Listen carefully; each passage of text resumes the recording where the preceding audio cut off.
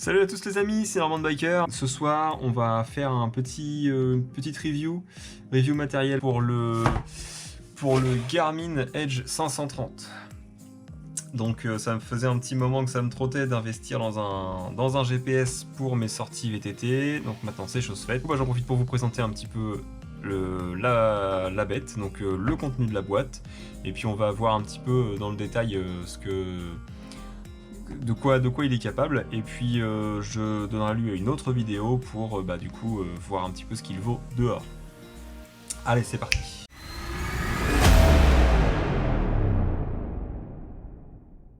Alors la boîte, donc dans la boîte, ce qu'on va trouver, alors déjà la boîte somme toute assez classique, hein. Voilà, c'est du Garmin, c'est classique. Sur les côtés on a les représentations de l'appareil, à l'arrière on a l'explication, écran de 2,6 pouces, 76 grammes, les différents éléments. Donc on est vraiment sur quelque chose de très simple. À l'intérieur de la boîte, tac, hop, l'objet de toutes les mesures, donc le Garmin 530, Edge 530, donc qui appartient à la famille des Edge. Dans la famille des Edge, on retrouve à l'heure actuelle le 130, le 530, le 530+, le 830, le 800, le 1030 et le 1030+. Voilà, donc la famille s'est agrandie récemment, sachant que les 530 Plus et les 1030 Plus sont des modèles qui datent d'il y a quelques semaines à peine. Donc le modèle, écran 2,6 pouces, couleur, 76 grammes, très léger. Au niveau taille, on est vraiment sur quelque chose de très compact. C'est vraiment sympathique. Sur le vélo, au niveau du cintre, ça se fait vraiment oublier. La lisibilité, on aura évidemment le temps de revenir dessus, mais voilà, au niveau de l'écran, on est vraiment sur quelque chose de très sympa. En couleur, donc là il démarre, vous allez voir que c'est très rapide, il n'y a pas de souci. Voilà, donc là, hop, donc là il vient de se connecter à mon téléphone.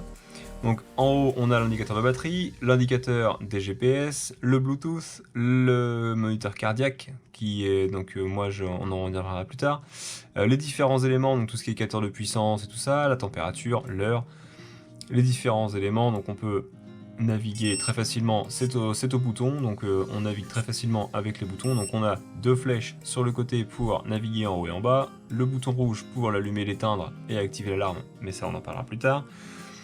Le bouton pour entrer dans les menus, pour en ressortir, le bouton pour lancer et mettre en pause les sorties, et l'indicateur de tour.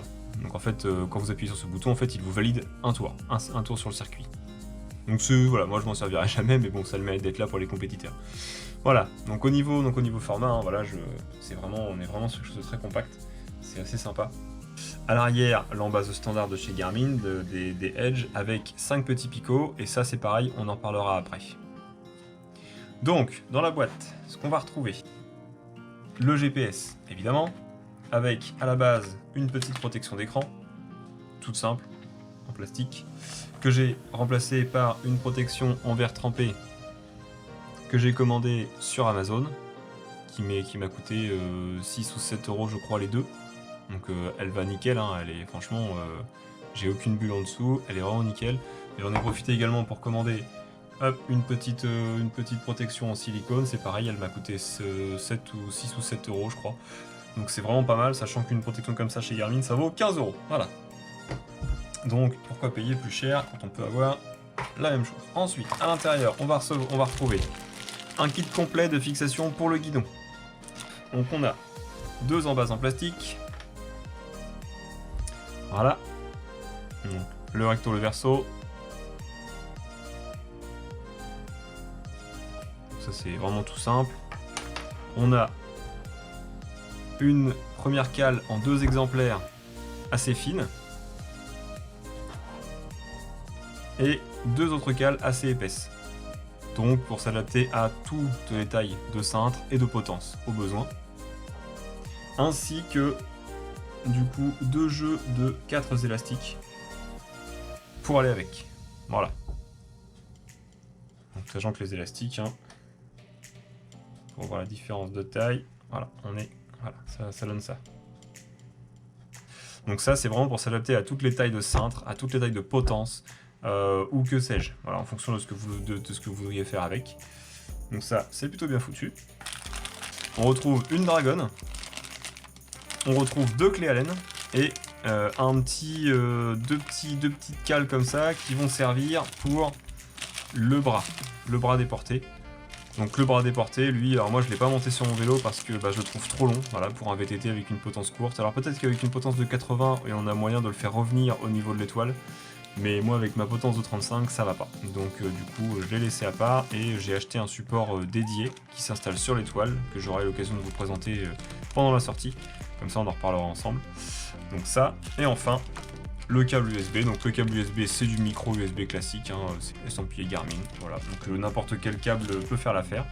Et enfin, un manuel de démarrage rapide pour une explication brève.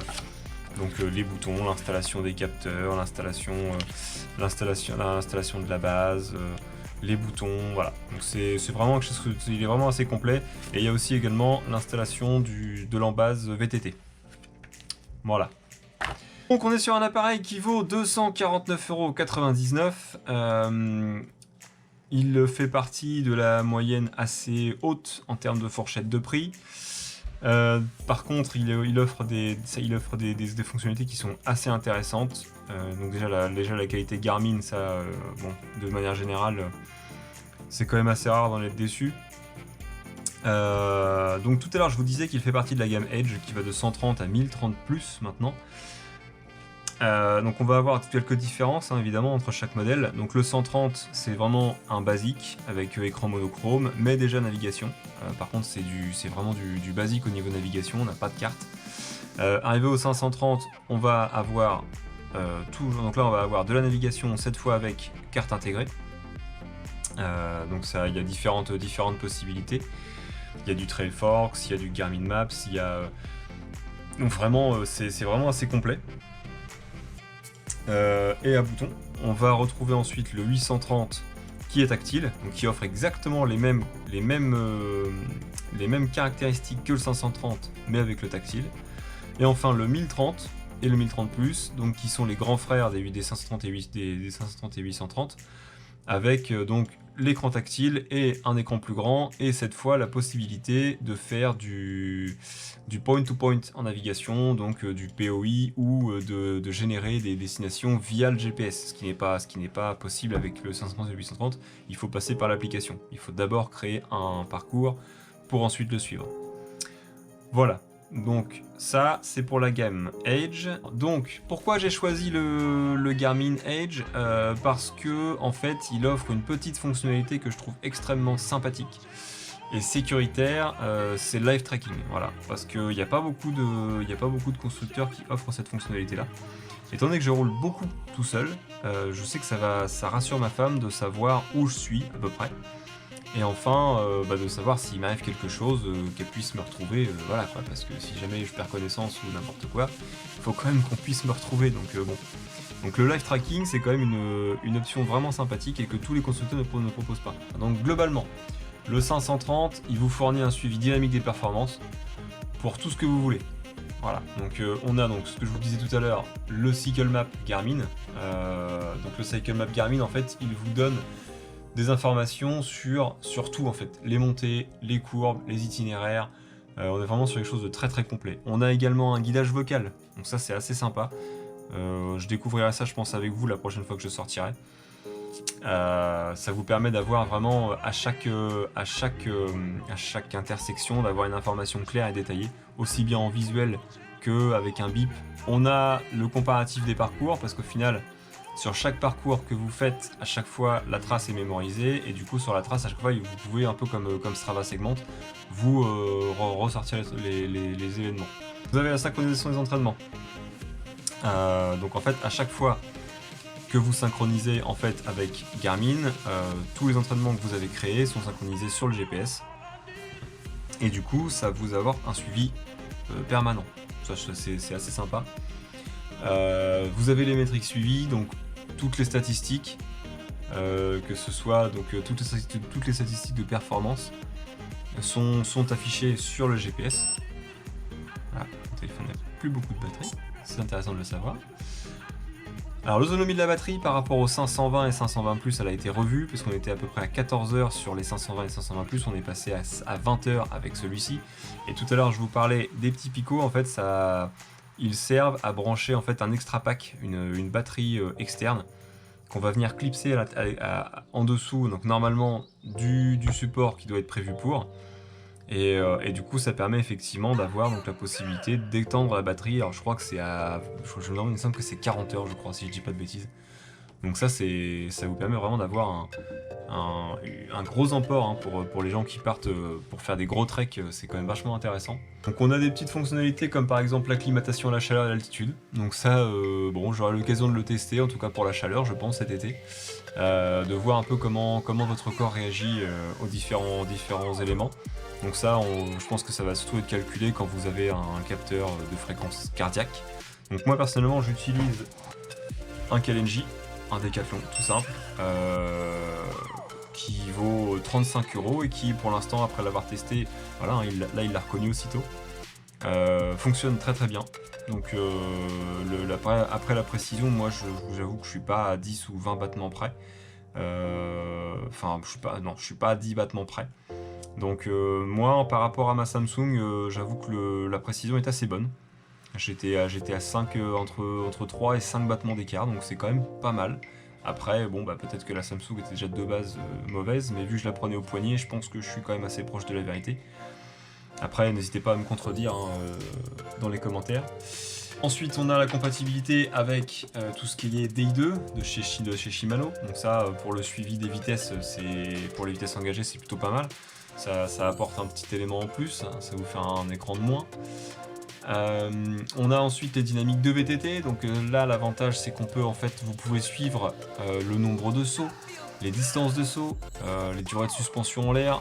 Non, c'est vraiment un petit truc, un petit gadget, mais je pense que pour les gens qui font du all mountain, ou voire même du freeride, bah, ça peut être intéressant de le savoir, c'est assez cool je trouve. On a également donc le dynamique de cyclisme, donc ça c'est pour tout ce qui est, comment on peut dire, tous les rôdeurs, tous les gens qui vont faire du cyclotourisme. Ça va vous donner donc la position, la configuration du vélo, la durée du parcours. En fait vous allez vraiment avoir toutes les informations nécessaires, sachant que tous les écrans sont modifiables. Vous pouvez agrémenter un petit peu les affichages comme vous le souhaitez, au gré de vos envies. Donc ça c'est vraiment sympathique. On a également donc des petites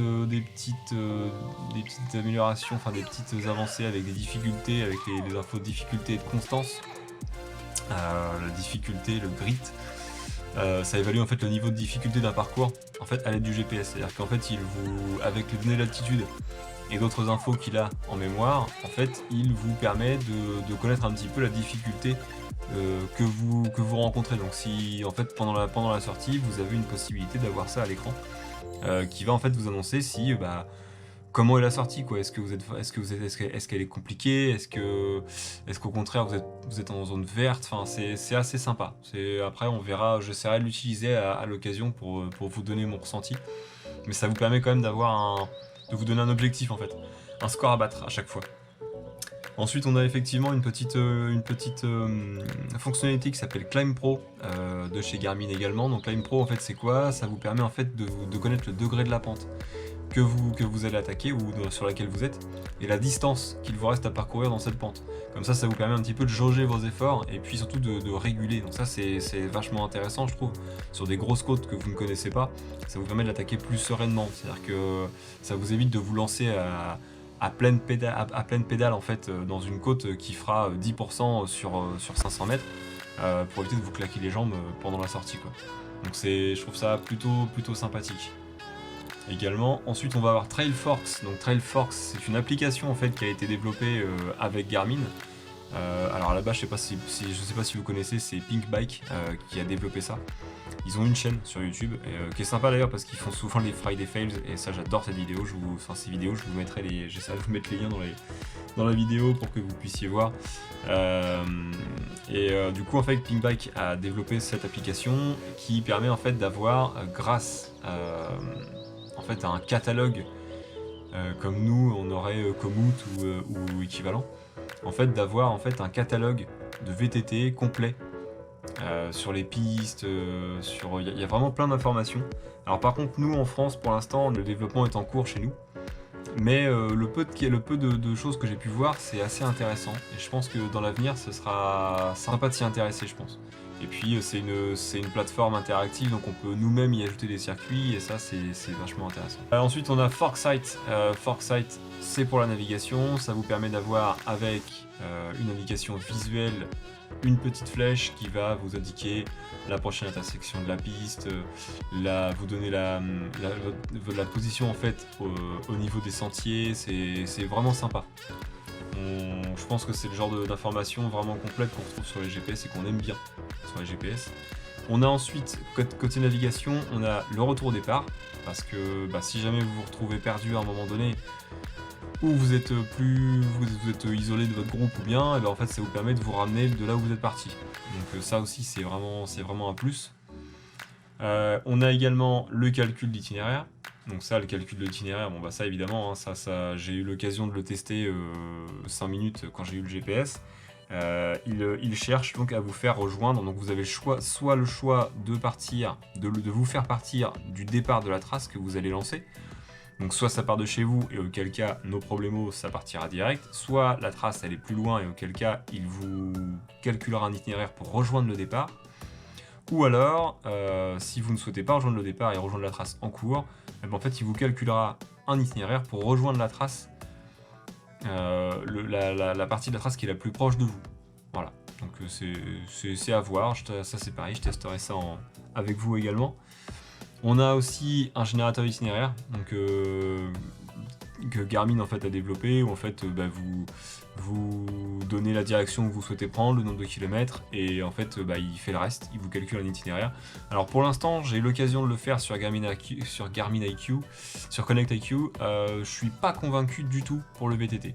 Pour la route je dis pas, pour le VTT je suis pas convaincu du tout, parce qu'en fait à chaque fois, je dis bien à chaque fois, il ne prend que des routes. Bon. Donc après, alors est-ce que moi c'est la région normande qui n'est pas encore assez développée vis-à-vis de Garmin, ou est-ce que c'est un défaut lié à Garmin, je sais pas. Mais voilà, c'est à prendre en compte. Pour l'instant, la génération d'itinéraires, pour nous, elle est pas, enfin pour nous VTTistes, hein, j'entends, elle n'est pas intéressante. Après à voir, j'essaierai d'approfondir un petit peu le truc, mais bon, voilà. Pour l'instant, je suis pas du tout convaincu par ça. Je préfère avoir des traces et en générer moi-même que de demander l'avis à Garmin. Ensuite, on va avoir un aspect sécurité, parce que moi c'était vraiment ça que j'appréciais et que j'attendais sur ce GPS, c'était vraiment le contenu sécurité du GPS. Donc côté sécurité, le GPS, comme beaucoup, est compatible avec Varia. Donc Varia c'est quoi? En fait c'est un radar, un feu radar. En fait il vous permet, donc le radar est monté à l'arrière, et il vous permet d'avoir en fait une lecture sur le cadran du GPS de ce qui vous suit. C'est-à-dire qu'en fait, quand une voiture va arriver, en fait, on va avoir en fait une barre d'indication qui va s'allumer et qui vous permettra d'avoir une distance, en fait, d'estimer une distance, enfin pas d'estimer, en fait, d'avoir une distance entre vous et la voiture. Donc ça, c'est vachement intéressant, parce que c'est vrai qu'il y a des voitures qu'on n'entend pas arriver, et ça permet comme ça au moins d'avoir une lisibilité sur ce qui se passe derrière nous. Sans compter qu'en plus le Varia est aussi compatible avec tous les autres Garmin, c'est-à-dire que si vous roulez, là je pense surtout aux cyclotouristes, si vous roulez en peloton, en fait l'avantage c'est que là vous saurez exactement où vous vous trouvez par rapport aux autres, et où se trouvent les autres par rapport à vous. Donc ça c'est vraiment une bonne chose, je trouve.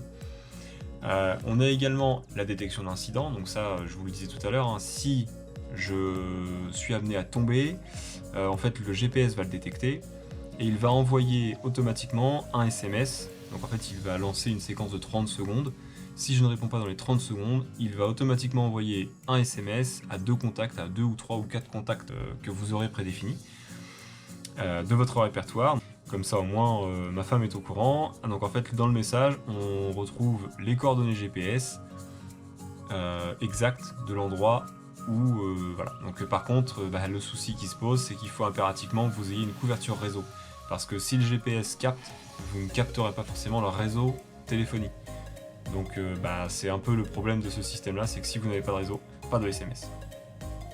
Mais bon, ça a au moins le mérite d'exister, et aujourd'hui avec la couverture réseau téléphonique qu'on a, faut vraiment être perdu au fin fond au fin fond de je ne sais où pour ne pas avoir de réseau.